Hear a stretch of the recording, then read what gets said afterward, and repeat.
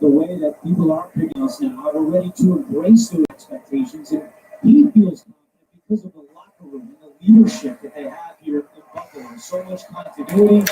Good afternoon, ladies and gentlemen, and welcome to my rapid reaction for week one. The final seconds are ticking off the clock.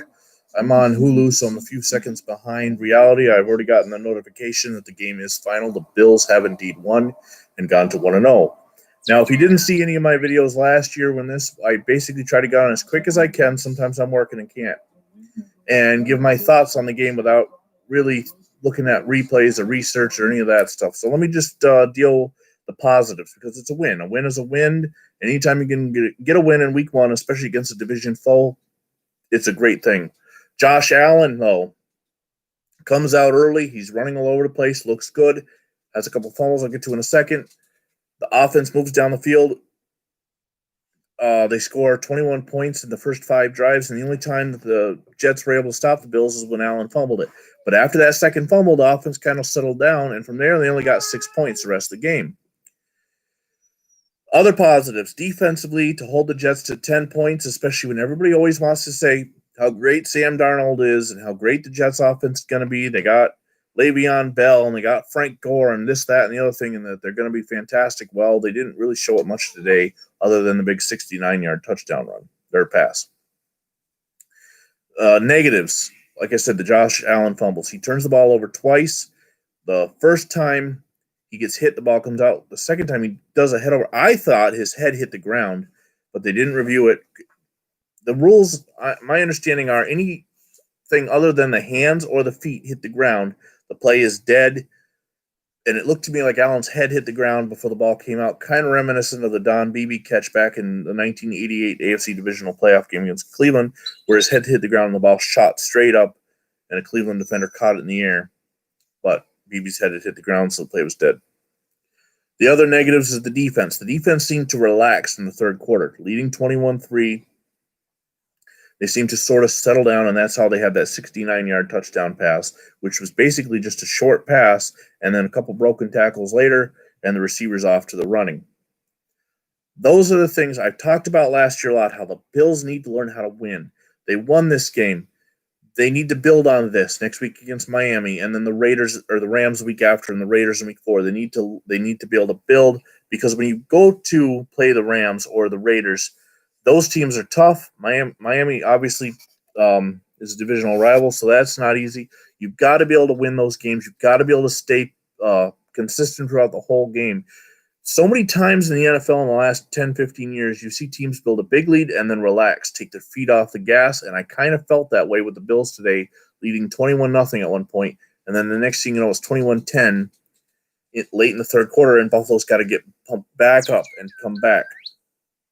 Josh Allen becomes the first Bills quarterback to throw for over 300 yards since Christmas Eve in 2016.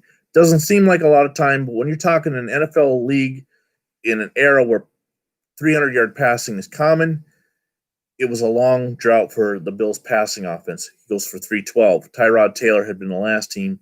He, of course, is now with the San Diego Chargers and will, I believe, start for them. Now, Los Angeles Chargers, and I believe will start for them.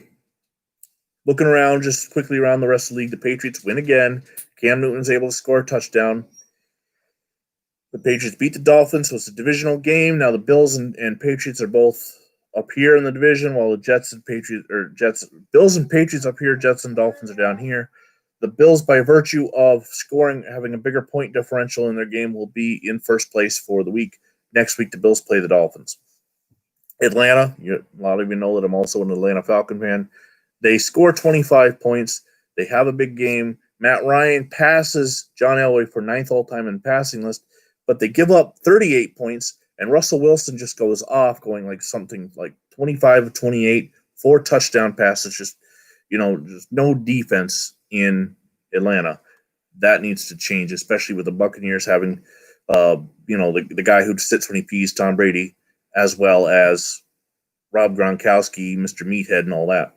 The Saints coming back with Drew Brees at 85 years old and the rest of their stars. So it's going to be a tough division for them. Just listening to conversations I had with guys from Sack to the Future, it looks like the Browns are just as horrible as they ever were. The Let me go ahead and look at some of the scores. That's fantasy football. The Bears have come back all the way back from down 23-3 to win the game against the Lions. So that's good. They get to 1-0, although I had Matthew Stafford as my fantasy quarterback. I only got 17 points out of him. So there's probably some interceptions thrown. The Packers put up 43, beat the Vikings. My NFC Super Bowl pick, the Minnesota Vikings. Packers win 43-34. We talked about that. The Washington football team, that is the dumbest thing ever, the football team. Latest rumor coming out today on Yahoo Sports is that might become their permanent name because that's really stupid. The Washington football team beats the Philadelphia Eagles 27-17. The Raiders beat the Panthers 34-30, the Las Vegas Raiders, that is. The Colts lose to the Jaguars 27-20. The Ravens just go off, destroying the Browns 38-6. So a lot of games go the way you think they're going to go, but you never know for sure.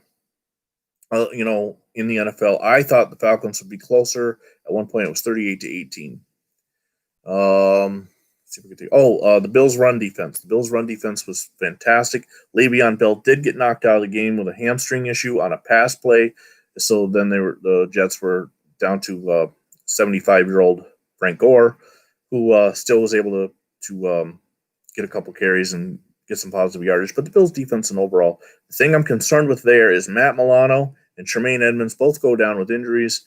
So many times in the past, seasons have been derailed by injury. So many times in the past, you get into a position where things are going good, then you lose a key player. Micah Hyde also came up a little gimpy, but he was out on the field for the onside kick. And so anyway, the bottom line is the Bills are 1-0. Next week, they go down to South Florida. They'll play the Miami Dolphins. I think the Dolphins will have fans in the stands, like 25% or so. That's the other thing I want to talk about real quick. Pumping crowd noise into the stadium through the television so that you get the sense of we don't really care. But if you're going to do that, at least make it realistic. At one point, the Jets started to move the ball, and the fans were cheering. The fake fans were cheering in Orchard Park. That ain't happening. The Bills, especially with the expectations they got, there is no. Oh, let's hear Josh Allen speak. Also a career high in attempts and completions. How did it feel to get back out there today? It felt great. It felt great getting Hope you can hear that. Our guys, and we were juiced up at the beginning of the game. We came out, we started off, and there's one thing I got to do is hold on that football down the red zone. Can't take points off the board. He's talking about his fumbles. Defense had our back, and when we had an opportunity, we were able to strike.